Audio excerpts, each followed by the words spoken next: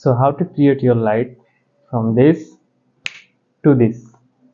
তো আমাদের টিচার একসময় বলতো যে প্রফেশনাল হতে হলে প্রফেশনাল দেখানোটা খুব জরুরি। প্রফেশনাল মুভি ক্রিয়েট করতে হলে আপনাকে প্রফেশনাল লাইটিং আগে শিখতে হবে। Light is everything. যে কোনো ধরনের মুভি বানাইতে কিংবা কন্টেন্ট বানাইতে লাইটের গুরুত্ব অপরিসীম। লাইট ইনস্ট্যান্টলি মুড চেঞ্জ করে দিতে পারে ভিডিওর, যেমনটা আপনারা দেখলেন। তো লাইটিং ইজ এভরিথিং কেন বলছিলাম, কারণ আপনি যদি ক্যামেরাও না থাকে, আপনি যদি ফোনের ক্যামেরা দিয়েও শ্যুট করেন, যেমনটা আমি এখন ফোনের ক্যামেরা দিয়ে করতেছি, তো আপনি যদি লাইটিং কন্ডিশন ঠিক রাখতে পারেন, ফোনের ক্যামেরা দিয়েও অনেক ভালো লাইটিং করে আপনি ভিডিও করতে পারবেন। তো আপনার ভিডিওর লাইটিংও কিভাবে রোহিঙ্গা লাইট থেকে এরকম সিনেম্যাটিক একটা এনভায়রনমেন্টের লাইট তৈরি করবেন সেটা আজকে দেখাবো। তো সিনেম্যাটিক লাইট তৈরি করতে হলে বাজেটের মধ্যে সর্বপ্রথম আপনার একটা জরুরি হচ্ছে সফট বক্স, যেটা আমার এখানে আছে।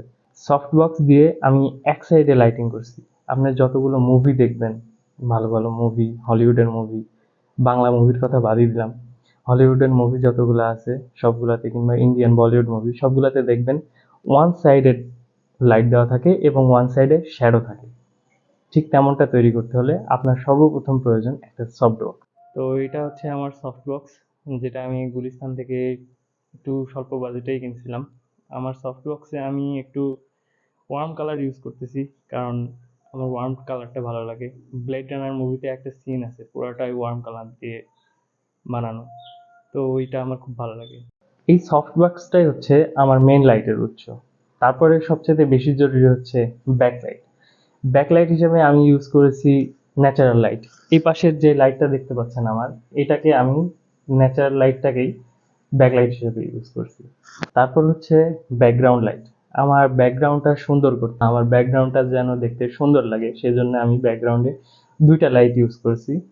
একটা হচ্ছে এই যে আমার ডিআইওয়াই হ্যান্ডমেড একটা লাইট, আর তারপরে হচ্ছে ল্যাপটপের মনিটর।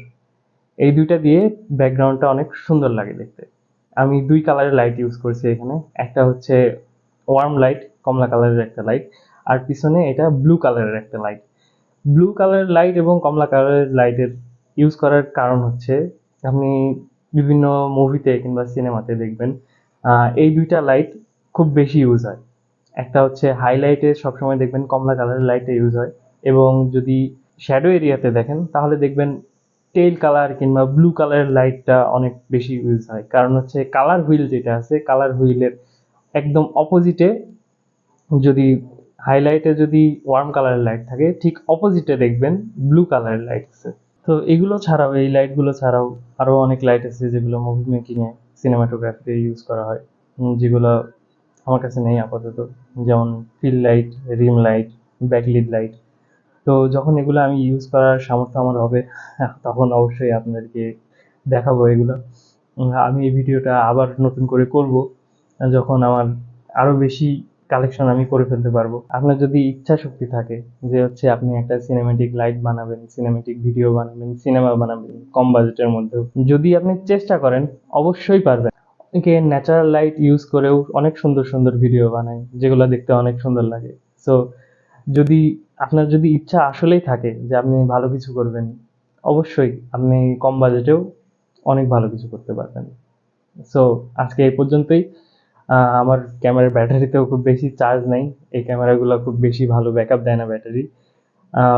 এই হচ্ছে একটা শর্ট ভিডিও কিভাবে সিনেম্যাটিক লাইট তৈরি করবেন খুবই অল্প বাজেটে। যদি ভিডিওটি ভালো লেগে থাকে, যদি পুরোটা দেখে থাকেন, আমার মনে হয় না কেউ পুরোটা দেখতেছেন ভিডিও, যদি পুরোটা দেখে থাকেন তাহলে একটা লাইক করে দিন, আর যদি ইউটিউব থেকে দেখেন তাহলে একটা সাবস্ক্রাইব করে দিন।